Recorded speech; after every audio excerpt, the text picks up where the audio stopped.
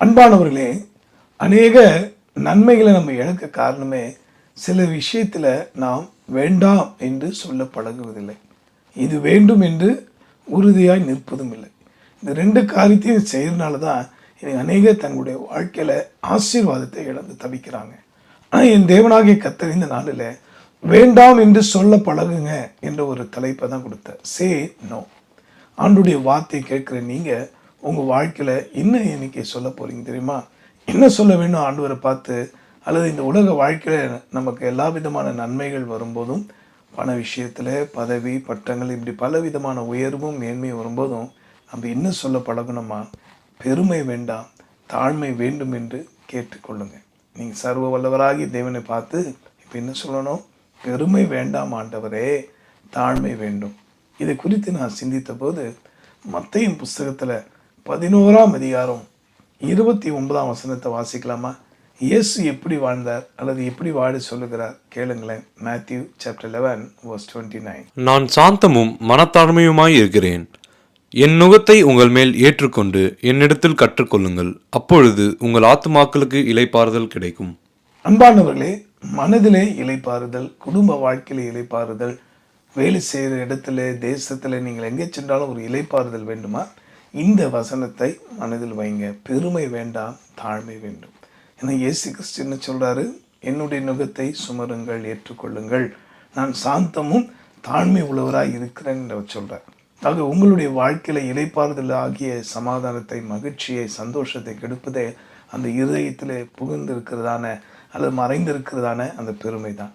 ஆக நம்மை வெறுமையாக்குவோம். ஆண்டவரே, பெருமை வேண்டாம், தாழ்மை எனக்கு வேண்டும் ஆண்டவரே என்று அவரை நோக்கி கூப்பிடுங்க. ஏன்னா இந்த தாழ்மையின் ரூபம் எடுத்தவர், இந்த மனத்தாழ்மைனா என்ன என்பதை நம்ம கற்றுக் கொடுக்கிறவர், எப்படிப்பட்டவராக வாழ்ந்தார், எப்படிப்பட்ட ஜெயத்தை அவருக்கு பிதாவானவர் தந்தார். வாசிக்கலாமா?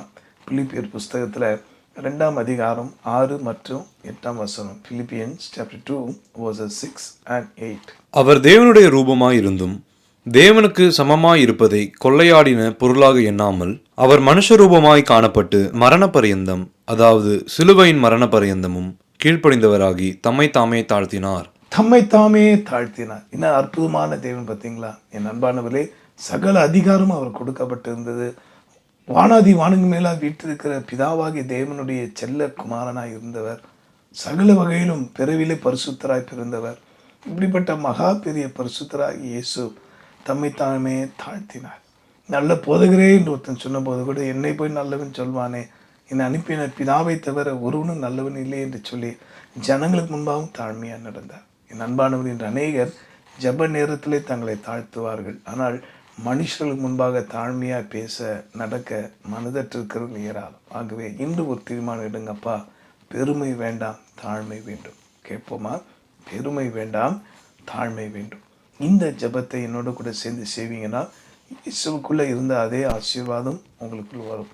இந்த உலக வாழ்க்கையிலே எல்லா இடங்களிலும் எல்லா சூழ்நிலையும் நாம் கர்த்தராகிய இயேசு கிறிஸ்துவுக்காக மகிமையான ஒரு சாட்சி உள்ள வாசனை வீசத்தக்க வாழ்க்கையை செய்ய ஆண்டவராகிய இயேசு கிறிஸ்து தூய ஆவியானவர் நமக்கு உதவி செய்வார். ஜெபிப்போமா?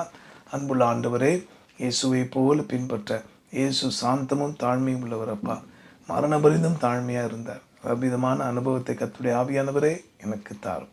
உம்முடைய வார்த்தையை இரவும் பகலும் உடைய மக்களுக்காக திருப்பண நின்று ஜெபித்து உம்முடைய காரியமாக நிற்கிற அடியனுக்கு முதலாவது அந்த சாந்தத்தையும் மனத்தாழ்மையும் இன்னும் தாரும் ஆண்டவரே. இது போதாதப்பா, என் தேவனை இப்பொழுதும் கூட பெருமை வேண்டாம், தாழ்மை வேண்டும் என்று சொல்ல சொன்னீர்.